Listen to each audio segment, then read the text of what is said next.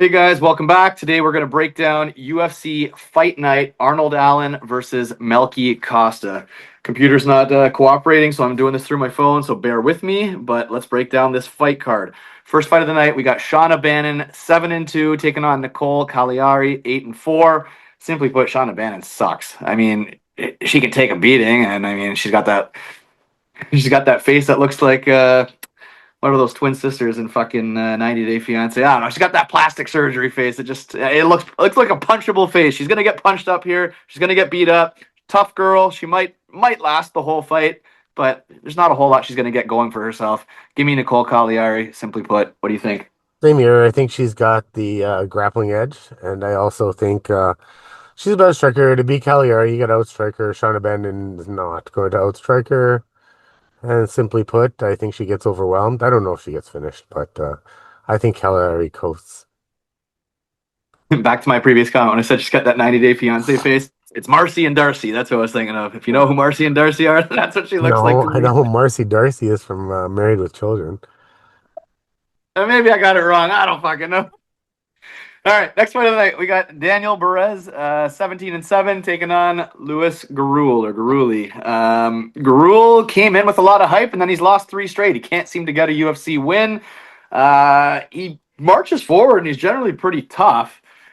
Uh, it's a close fight. It seems like all of Tapology and everything I hear is on Daniel.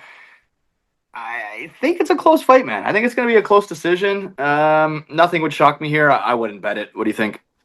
Oh, what's really Daniel shown in his three fights? I don't know. He scraped by Victor Altamirano and then, got subbed in a split decision to Carlos Hernandez. Like, he didn't show anything, in my eyes, at least. At least Garul, you know, fought some good guys. Alden Correa is legit competition. He was in that fight. He just got outstruck and got outmaneuvered by a better fighter. Jesus Aguilar, again, a better fighter. He got outstruck. He just couldn't handle it. And then he got knocked out by Ode Osborne. But, Ode is really tough in the beginning of fights. And, that's three tough guys. And I think he got the short end of the stick when it came to the matchmaking. What has Barez shown me? Nothing really. And I think he can get outstruck here. I think Barez's path to victory is a Hail Mary sub. That's on the table. But other than that, I think Gruel has more volume and he's tough as hell. So he should be able to take over this fight later on. There you have it. Next fight of the night, women's 115 division. We got Alice Ardelean, 11-7, taking on Polyana Viana, 13-8. I don't like seeing Ardelean as a minus 200 favorite, but that being said, she's a fighter. Listen, neither are great, but she takes a beating, and well, I mean, they both take beatings, but I just feel like she actually is a fighter. She is here to fight. She wants to be a fighter. Whereas Polyana, I kind of question what her real motives are here. Does she truly want to be a fighter, or does she just kind of like the fame and hanging out with the fighters and doing social media videos and wanting to hook up with people? I don't know that she truly is a warrior at heart. Don't get me wrong, she's a tough enough chick. She takes punches and all that shit, but I don't know her motivation. I don't know that her heart's truly in fighting. I think she just likes the scene more than she likes the fight. So give me Ardelean to put some hands on her. What do you think? If it gets to the ground, it's Pollyanna's only chance. Does she really push takedowns? I don't think she's really good at it. And honestly, on the feet, she looks lost. Arlene, for all her faults, she throws up a hell of volume. 92 and over 100 in her last two. So, and she's tough. If she stays off the ground, I think she coasts here. I don't like the number, but I think she coasts. If she can stay off the ground, it's a Hail Mary sub by Pollyanna Viana. Again, in my eyes. On the feet, I think she has nothing for her. Ardelean's so tough on the feet. She pushes forward. She can overwhelm Pollyanna Viana pretty quickly and, finish this fight. I think an Ardelean KO is on the table here. So I like Ardelean. I think she's going to push a pace, and I think she's going to throw hella volume on to Viana. So pretty quick Yeah, breakdown. I agree. Moving on, men's middleweight division, we got Andre Petroski, 13-5, taking on Cody Brundage, 11-9-1. It's funny. I kind of feel like they're similar fighters, or at least similar in that they're very inconsistent. I mean, Andre, he's a beast of a guy. I mean, he can finish a fight. He's a great hammer and a terrible nail. And to a certain degree, Cody Brundage is kind of the same. I actually think Cody's the tougher guy. I think he, as weird as that sounds, because he gets finished a lot, but I actually think he's more durable or can take the punch better than Andre can. The question is it Andre gonna submit him? Like, it's possible. I mean, I almost feel like it's Cody or pass because of the odd. I mean, I don't know what the odds are sitting at right now. Last I looked, Cody was like a 2-1 underdog, I believe. What are they Around sitting at there. now? What are they? Plus 170, plus 180, somewhere around there, whatever number you get. Yeah, yeah. So, like, I mean, either finishing either wouldn't shock me. I could see either of them getting finished. I think Andre is kind of glass. He quits. Cody, yeah, he gets finished, but is Andre like some devastating puncher that's going to knock him out? I don't think so. I think Petroski's more going to look to fucking submit him. I mean, I don't know. I'm personally at these odds, I'm dog or pass. Like they're both so inconsistent that I would not feel confident betting either of them really. But it's dog or pass for me. What do you think? Well, like, what does Petroski really do good? Like, he takes guys down and holds them down for a little bit, rides out some control. Like, what does Cody Brundage really is? He's a wrestler. He came in as a wrestler. He's supposed to have a wrestling background. Cody wins fight. He loses fights because I think he's dumb sometimes. He doesn't take the advantages he's given in fights. Like, say, take the Viera fight for one.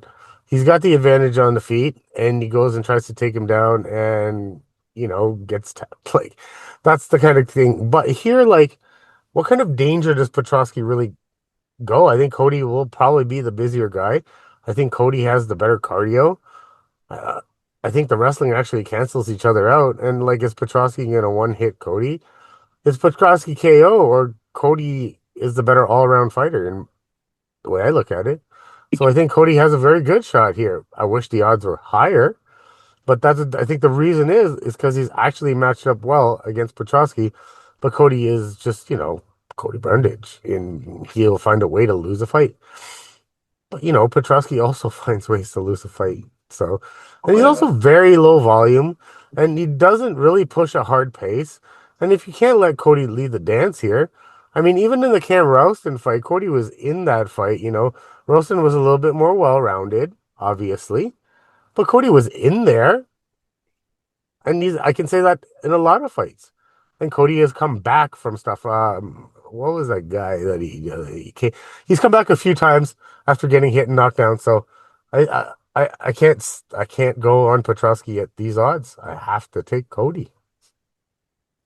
All right, next fight of the night, women's 135 division. We got former title contender Ketlin Viera, 15-5, taking on Jacqueline Cavalcanti, 10-1. We got a grinder versus a striker. Jacqueline probably is going to kind of pot shot her way to a decision victory here. That's most likely what is going to happen.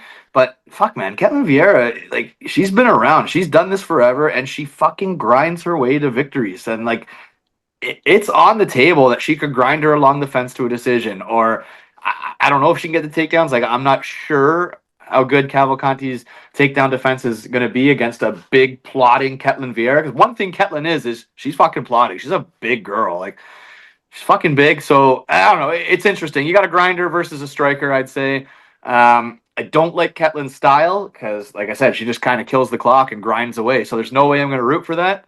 I could see it potentially hitting, but I'm going to root for Cavalcanti to beat her with more exciting strikes, I guess. So give me Cavalcanti. I think Ketlin's a tough girl, though. It's probably a decision. What do you think? Cavalcante has some volume. I think she can throw more volume, and she's a little bit too patient sometimes. She can't let Ketlin grab a hold of her, otherwise she'll get milked. That's the way she loses here. She does sport a pretty good takedown defense and hasn't been held down yet. If she didn't have that, I'd be more inclined to take Ketlin here because Ketlin has taken down better opponents than her and held them down. But it looks like her takedown defense holds up. And on the feet, if she doesn't let Ketlin grab a hold of her, push her, do that thing that she tried to do to Norma Dumont, then she's going to get pieced up. She won't get finished up. I'll tell you that. Cavalcante hits like my little sister, but she's just gonna pot shot her. Cavalcante by decision seems like the right pick here, unless she gets hugged. All right, next fight of the night, men's 155 division. This fight's throwing me off because this is not what I was looking at last night. So this must be a last minute replacement. We got Tommy Gantt 11-0 taking on Artur Minev 7-0. I had Tommy facing that Yeah, that got changed. facing the old fucking wrestler guy. Yeah, I mean, I didn't even look into Minev too much. That's what I'm getting at. Truthfully, I can't give you advice here. I had Tommy winning before for sure, and I truly don't know who Artur Minev is. Yeah, So I got nothing to say on this. me too. Well, Tommy's really well rounded, if that's thing. But if you want to go look at Minev and see what his takedown defense and what his sub defense is, because Tommy has pretty good grappling. So take a look at that. I'm going to take a look at that, but I probably won't bet this fight for the simple fact that it came onto the card so late. So, but yeah, Tommy does have good grappling, good subs. So see what happens. All right. Men's 205 division. We got Tokkos 11-5 taking on Ivan Erslan 14-6. Tuco is the slight underdog, and he's also the more well-rounded fighter, and quite possibly the better gas tank, more durable fighter here. Ivan Erslan can knock you out early. If he doesn't get it done early, I don't know what to think. Is he gonna knock Tuco out? I don't know, and he better do it quick because if he doesn't, he slows down. He's gonna be susceptible to getting taken down, and if he gets taken down, Tucos is gonna win the fight. Close fight.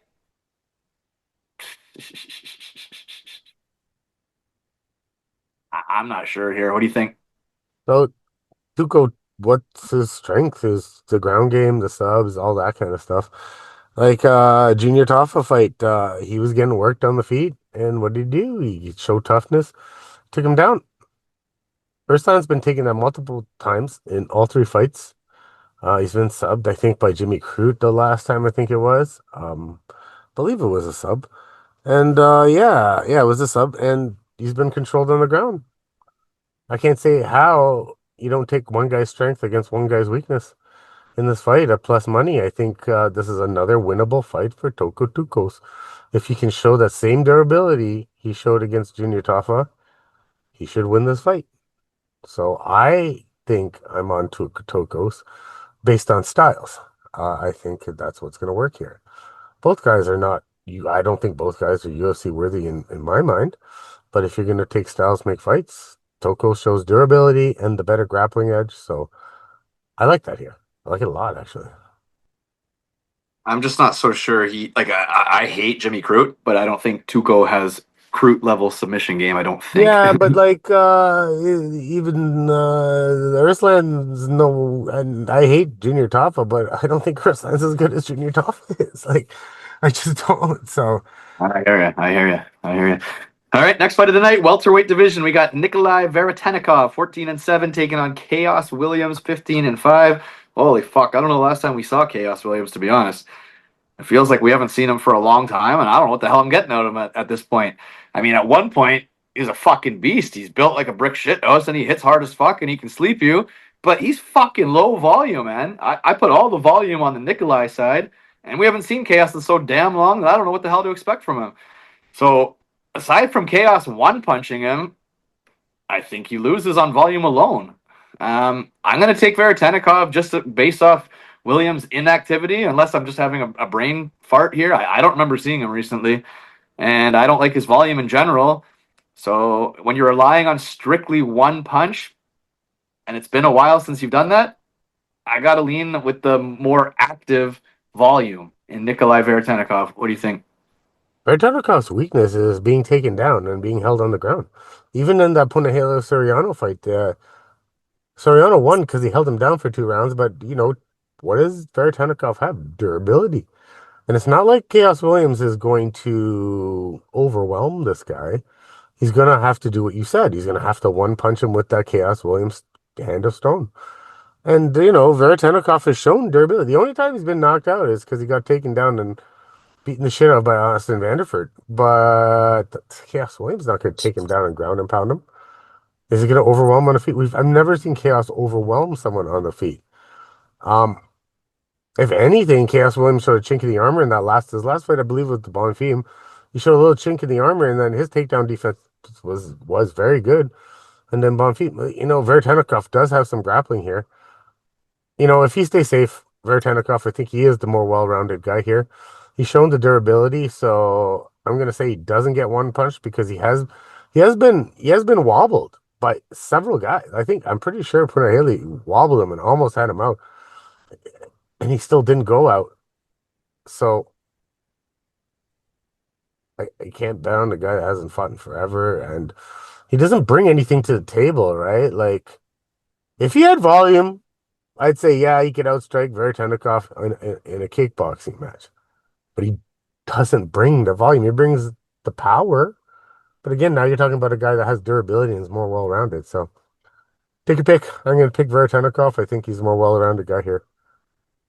I agree. Moving on to the main card. If you haven't already, please like, please subscribe. We do appreciate it. First fight of the main card. I actually think even this is a maybe not a big name fight. I think this is a low key, very competitive fight. We got Tini Cuamba 10-3 taking on Bernardo Sopaj 12-3. Both tough guys. Both usually have a pretty good pace.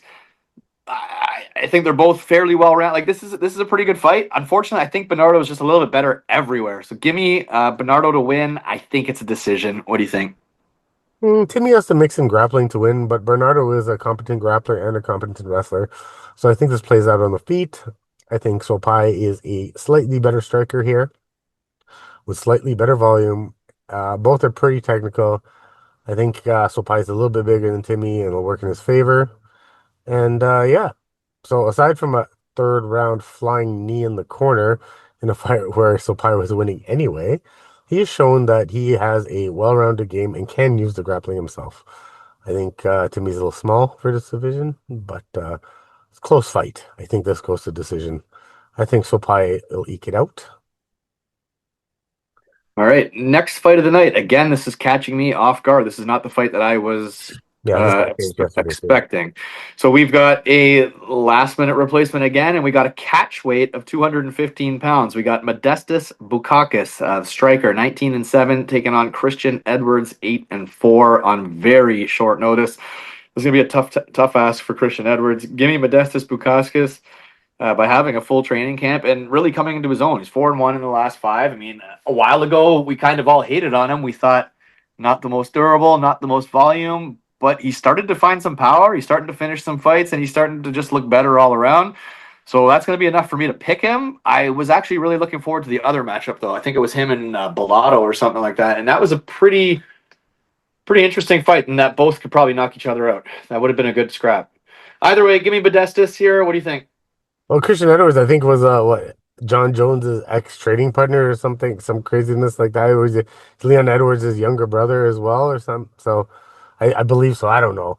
All I know is like I had high hopes for him in Bellator, and he lost every single fight in Bellator that I had high hopes for him. And then he's been fighting on the regional scene ever since. He's doing okay for himself, but this is a big step up for him on short notice, like you said, and against a guy that is going in the right direction right now with all the experience in the world. I did watch Christian Edwards in Bellator, and he's let me down, and I'm not going to use that against him, but everything's stacked against him here. The odds are minus 300 for Bukauskas. Unless you're super sure that he's going to win, I would pass this fight, but I think he will win. But I myself will not be laying minus 300 and Modestas in a fight like this. Christian is a good fighter, but he's never come into his own, in my opinion. So if you're losing to guys on the Bellator scene, you're not made for this. Modestas has shown that he has made great improvements. Even when losing a fight, he comes back in that third round. And he's shown, like you said, more volume. It's a lot more volume than what we're used to. So give or take, but he'll win. All right. Next fight of the night is the featured fight, which is kind of surprising. They're putting Malcolm Wellmaker back into a spotlight kind of position on a card. So we got Malcolm Wellmaker 10-1 coming off the loss to I think it's Ewing. I think his first name is Ethan or something. That Ethan Ewing Yeah, he's came good. in. Yeah, no, the guy's great. The guy's great. And now he's taking on Juan Diaz 15-1-1, and we don't know a ton about how Diaz will perform at this level, but it's got to spook you a little bit to be picking Wellmaker. Like, is Diaz, this Diaz guy's 15-1-1. Is he another Ewing? Is he another under the radar, tough as hell fighter? I mean, Diaz is usually, I'm not saying he's Nate or Nick Diaz, but Diaz boxers, Diaz fight, whatever. You know, he's going to have a fucking tough chin. He's going to be a tough kid for sure. So is Wellmaker going to snipe him? Maybe not. And if he doesn't, is he going to slow down like he kind of did last fight? But that being said, I mean, the UFC's putting him in this position, so they want him to win. Like they're giving him the third fight for the main event. Like UFC wants Wellmaker to win here, so you got to think they've chosen him a winnable fight here. I don't know a whole lot about this Juan Diaz. The whole fight gives me the kind of uneasy feeling. I won't be betting it. Put it that way. I would stay away from it from a betting perspective. There's just too many unknowns. I'm going to pick Wellmaker because they're putting him in this fight. I feel like they want him to win. I feel like the UFC wants Wellmaker. That's enough for me to pick him, but we're going to find out. Like, we're going to find out what's going on here. What do you think? My problem with Wellmaker is that he relies on power a lot, and he lacks the volume in whatever I've seen. And if his power is not working and his wrestling's not working, he gets he looked like he was in despair in that fight against Ethan Ewing. He didn't know what to do. He was a deer in headlights, and this guy had stopped the takedowns. He was outstriking him, and honest to God, Juan Diaz is not bad. He has a ground game. He subbed many people. He's done ground and pound. He's fought to unanimous decisions. Obviously not at the UFC level, but he finishes fights. He's exhibited good skill. I have a tough time. I'm going to pick Wellmaker here. I'm probably gonna kick myself, but I see a path to victory for Juan Diaz. I really do. Because if he can get out of that first round, but he's Peruvian too, and they're known for their chins, right? Peruvians are known for their chins too.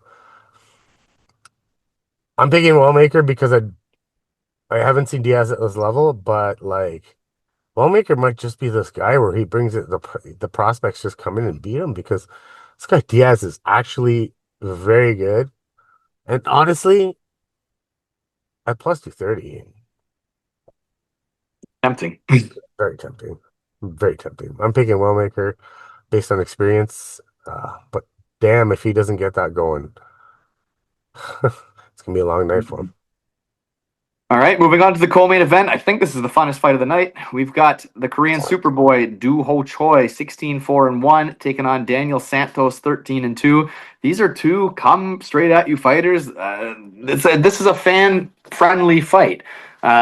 I hope Santos makes weight because I know he's had some issues and had some last-minute pullouts and shit like that. But yeah, I don't know. It's a fun fight. I'm rooting for the Korean Superboy. He's looked great at times, and he's looked not so great at times. He's shown good chin at times. He's shown not so great chin at times. So I really don't know. Like, again, it's just inconsistency, but he's consistently fun to watch. Like I'm pretty sure it was a Bill Algeo. He put the beating of Yep. a lifetime on him. Yeah, Bill Algeo beat the shit out of him. Then he had the Nate Landwehr fight. I mean, two guys that aren't great by any means, but still, he looked fantastic in them. Lots of volume. Put those fucking hands on him. Yeah, it was a great fight. Daniel Santos, shoot box style, Brazilian, comes forward, fucking not afraid to fucking slug it out. He's not the most technical necessarily, but aggression, and yeah, he's a chaotic fighter. He can finish fights, and I just think it's an all around fun fight. I feel like Santos has to be the more well rounded guy. I mean, he's got to have the better ground game here. Is it going to go to the ground? I don't know. I really don't know. And if they just strike it out, what happens? I don't know. I think it's just a chaotic, fun fight. I'm going to enjoy it. I'm going to be rooting for Do Ho Choi, the Korean Superboy. I'm going to pick Daniel Santos, but I'm rooting for the Korean Superboy. What do you think? I think Santos is the more well-rounded guy. He uses takedowns in pretty much every fight. It's not his main thing though, right? Because I think he kind of like tired out in what was it, the Castaneda fight? Still won it, but if he pushed too much wrestling, his gas tank can't handle it. But he's shown good hands. Not the greatest of hands because he leaves himself susceptible to being hit. An old Korean Superboy, could do that. I think problem is I think Duho Choi can be taken down at sometimes, and I think Santos will mix it into the plan to take him down a little bit and just have a well-rounded game plan using a little bit of grappling with the striking and but Choi's shown good grappling in his last few fights, but again, it was against Nate Landwehr and Bill Algeo. Both guys are, can be taken down and listen, I think Santos is an underrated guy. I wish he fought a little bit more. The weight issues are sometimes a big thing, but I picked him against that Asian guy. I mean, the other Asian guy against him last time, and he showed good tact. He got hit, and he came back. And I'm gonna pick Santos. All right, there you have it. We're both on Santos. It's a fun fight, though. Main event of the evening. Here we go. We got Arnold Allen, 20-4, taking on Melky Costa, 26-7. Allen coming off the loss to John Silva, I believe. But I mean, he showed toughness. He got surfed on, but whatever. He's a tough guy. Arnold Allen's a tough guy. He's been fighting the better competition. So yeah, you're gonna see some losses recently. But I mean, fuck, he was it Max Holloway, pretty competitive. I can, like I said, John Silva, absolute killer. He stood in there for 3 rounds, didn't get KO'd. And I mean, it just levels, right? It just seems like all the experience, big level, better competition, big level fights, all that shit. All of that favors Arnold Allen. You got to think he's got the striking just with the reach. He's not really like a knockout artist by any means, but I can kind of just see him peppering Melky away is kind of how I see it. Now Melky, when he first came in, he didn't look so great. Was it Stevie Garcia or something? Beat the living shit out of him or something. There was a couple fights in a row. He didn't really look great, and then all of a sudden, he seems to have really found it. He's finishing fights now, so big step up, and deservedly so. He's looked a lot better recently. Is this too much? I don't know. We're gonna find out. I mean, if he passes Arnold Allen, fuck, Melky's on a hell of a run here. He's on a heater, and good for him. But I think Arnold Allen's going to be a tough out for him. I don't necessarily love that this is 5 rounds because there's a world where this is a kind of a boring Arnold Allen decision. I hope that's not the case, but that's kind of what I'm leaning towards, to be honest. I'm leaning towards Arnold Allen by just being a step above in the striking and not getting taken down and submitted. What do you think? Melky used to use the submissions and the ground game a lot, and that was the basis of him winning fights, close fights, like that Christian Rodriguez fight. I could have went either way. So my thing here is Arnold Allen has pretty good takedown defense. This is going to be a striking battle. Melky has fallen in love with his striking in the last 2 fights of his, but Arnold Allen, for all his faults and everything like that, he's been wobbled, but he's come back and won those fights. And that's it. Like he has the durability, he has the experience. The fights that he's lost are guys that are top of the division. So like he's already shown the durability that I need to see in a fight. Like I don't think Melky hits that hard, to be honest with you. Like finishing Dan Ige, maybe finishing Morgan Charrier. Those guys also leave themselves open. They throw big punches. Arnold Allen's more of a tight striker. Now, damn, if Arnold Allen's also, been low volume in some cases as well. So that runs, but for the odds, I think with experience and striking technique and, just overall competition, I think Arnold Allen is my pick here as well. All right, there you have it. There's the full card picks for UFC Fight Night. Arnold Allen versus Melky Costa. Good luck, everybody, on Saturday. Don't bet every fight. Be smart. A lot of unknowns on this card, and we'll see you for the next one.